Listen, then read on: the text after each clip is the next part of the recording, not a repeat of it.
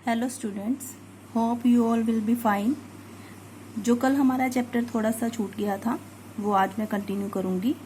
तो जब लेखक के चचा ने उसको बोला कि खेतों में जाना है तो उसको उसके बारे में बताया गया, उन्होंने निशानी बताई। तो वो खेत ढूंढते ढूंढते जब पहुंचा तो ना तो वहाँ पे आँख मिचौली का खेल दिखाई पड़ा उसे, जो उसने अक्सर फिल्मों में देखा था, और ना ही वहाँ पे कोई हीरो थे, ना किसी ने समूह में गाना गाया। कोरस जो होता है उसको बोलते हैं समूह में गाना गाना।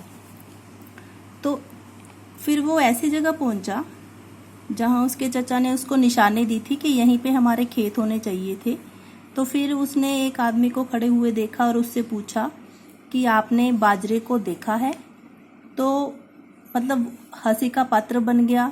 तो वो जो मतलब जिस आदमी से पूछा था वो गांव का था,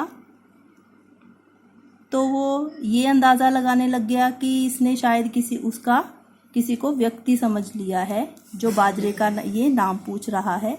फिर उसने बोला, जब लेखक जो था उसे ये लगा कि मैंने कुछ गलत बोल दिया है, मुझसे कोई चूक हो गई है, चूक मीन्स गलती।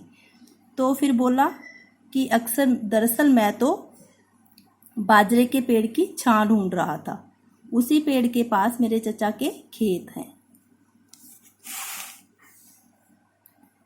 इस प्रकार वो और भी जोर से हंसने लग गया।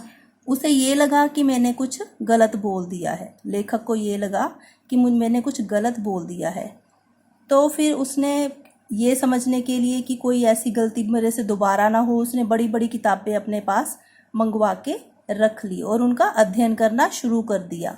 इस प्रकार कई बार मुश्किलों का सामना करना पड़ता था उसे, या फिर कोई भी बीज लाने हो या फिर कोई खेती से संबंधित कोई समस्या होती थी, तो इस प्रकार उसे शहर के चक्कर काटने पड़ते थे बार बार।